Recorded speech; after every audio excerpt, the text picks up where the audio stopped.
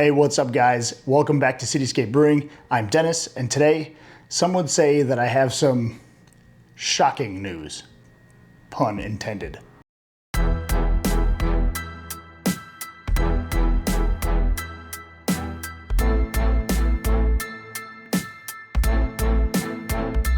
Although we're gonna brew a beer, I'm not brewing on my system. Well, my current system, which to brew, I need all of this.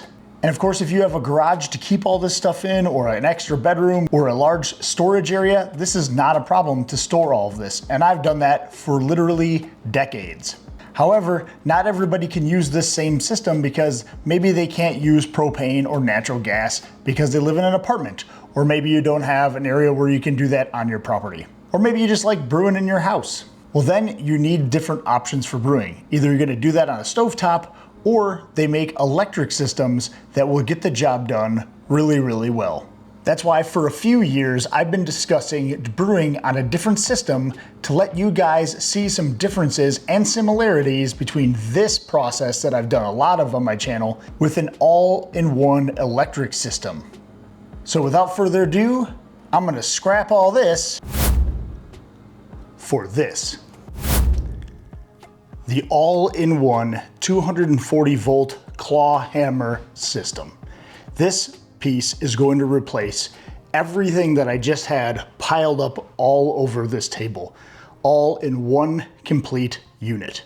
We're gonna go through all of the components, all of the accessories that you can get with this system, but I first wanna give a huge shout out to Clawhammer Supply. They sent me this system to show everyone on your channel how easy it is to use one of these systems.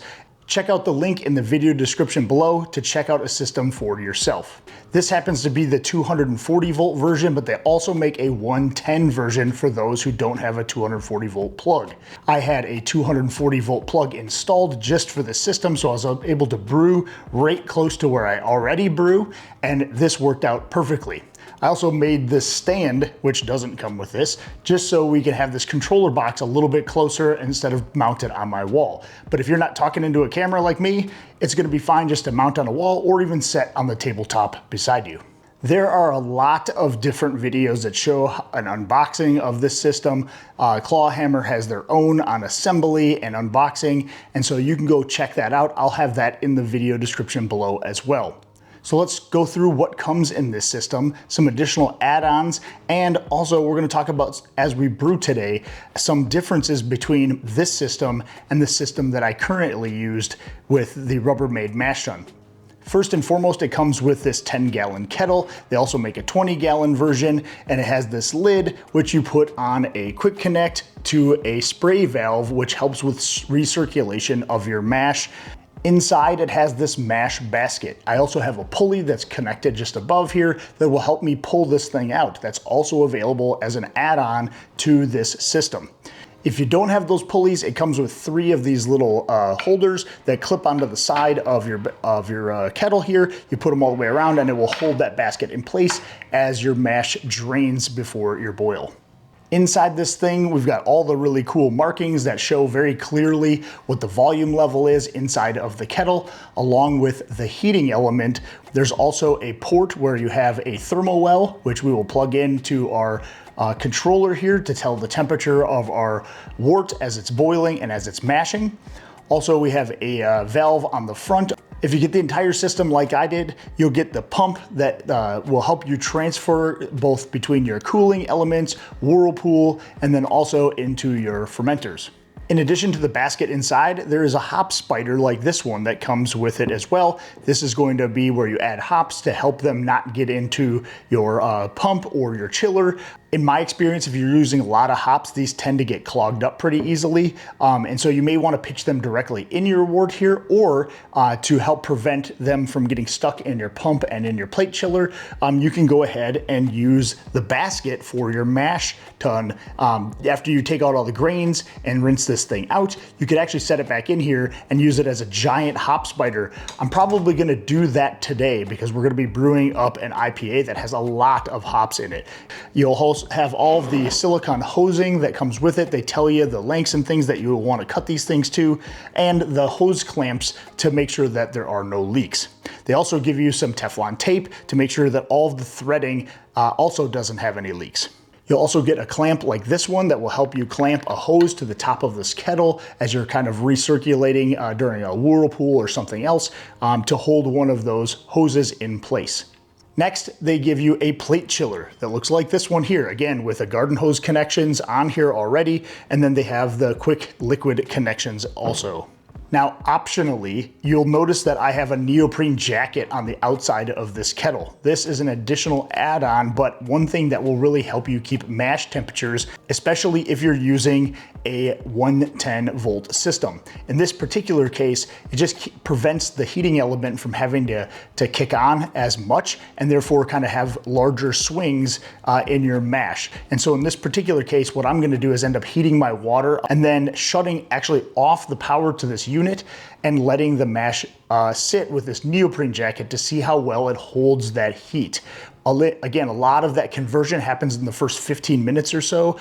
Clawhammer actually did a whole video on that where they talk about your mash conversion happening, again, most of the time in that first 10 to 15 to 20 minutes. So this neoprene jacket will help with that. Secondly, since I do a lot of whirlpooling and I use a lot of hops, they sent me the whirlpool arm, which is also a liquid quick connect here, and this hooks right onto the side of the kettle and goes down to the bottom. It also can bypass that basket that goes in there, which will really help recirculate those hops, keep a nice tight hop cone on the bottom so you don't get all that vegetal matter, even if you don't use a hop spider. Also, when you use a lot of hops, sometimes these plate chillers can get a little tight in here and get a little clogged up. And so one thing you may want to consider is a counterflow chiller like this one.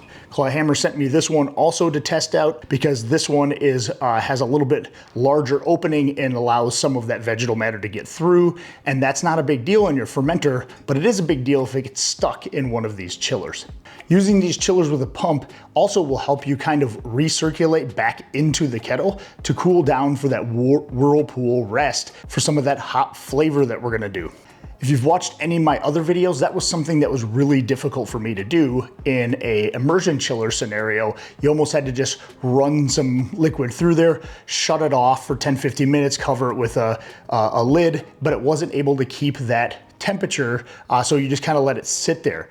So in this particular case, I'm really excited to actually do a whirlpool with the whirlpool arm and be able to chill that down to the correct temperature and keep it there during that whirlpool rest. So that's the system in a nutshell. So I'm really excited. I've only ran PBW through this thing, checked all for leaks, and I did find some. So it's important to do that first. You'll want to make sure you clean this thing, run some PBW cleaner through the lines, through the chillers, and everything else before. There's a little bit of that oily stuff on some of the metal parts, and so you want to make sure you get all of that off. And then give it a good rinse with some water afterwards, run some water again through all of those hoses, and you're ready to go. All right, let me jump in here about a few things that you should do before you brew on this system for the first time, which I didn't really know, admittedly, the first time I tried to brew on it. Rather than jumping right in, I would suggest doing at least 2 of these tips really quickly to make your brew day go a lot smoother. First and foremost is doing the auto tune adjustment. This means you're gonna be adding water to this at about the level that you're gonna use for mashing. And so in my case, it's gonna be closer to 8 or 8.5 gallons of water. You're gonna set the controller to about 150 degrees, and then you're gonna set the auto tune once it hits about 140 or so. What this is really doing is telling the element how much it needs to kick on in order to heat that water up at this level in order to raise it to a specific temperature. So you're gonna see it raise up and past 150 degrees and then back down, and then it's gonna raise back up again and then back down. This is gonna help tune, if you will, the controller to say how much energy is needed to heat up your mash, or in this case, water, while we're auto tuning. There's a whole video on how to do that from Clawhammer I'll put in the video description below. Another thing you're gonna wanna do is right at about 150 degrees, which is close to all of our mash temperatures that we're gonna be doing, no matter what the beer style, you're gonna wanna do a temperature calibration. And so once your kettle gets to 150 degrees here, use a trusted thermometer that you have that you've used in the past. If it shows that it's 152 and you're 2 degrees off, you can adjust the temperature settings in the controller in order to raise or lower that temperature to be spot on. That really matters when it comes to elevation, and keep in mind that temperature probe in the thermal well is not actually touching your hot wort, it's within the thermal well, so sometimes it can be a degree or 2 off. Again, there's a video on how to do that. Also, I'll put that in the video description below from Clawhammer. And last but not least, another quick tip is once your mash is completed and you want to raise the temperature up to a boil, once you get to a boil though, there is a way to change from temperature to a percentage of the heat element. And so you're going to go into the settings and you're going to change that to the percentage or manual setting, and you're going to change that between 55 and 60%.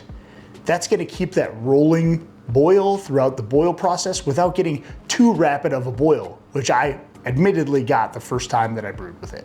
And just like that, you're ready to rock and roll. And the more that you use this thing, the more that you're gonna get comfortable with all of the different settings, and you'll know how to do it like a champ. So hopefully these tips help you so you can start off rocking and rolling. As always, leave any questions in the video comment section below. Happy to answer anything that you have. Hit that like and subscribe button. Happy brewing, and cheers. Hey, thanks for watching my video. You're awesome. You want to be even more awesome? Hit that join button and become a member. You'll get exclusive members-only recipes and other perks like brew day sheets, and watch my videos early as they drop before anyone else. So hit that join button below, become a member, and be awesome.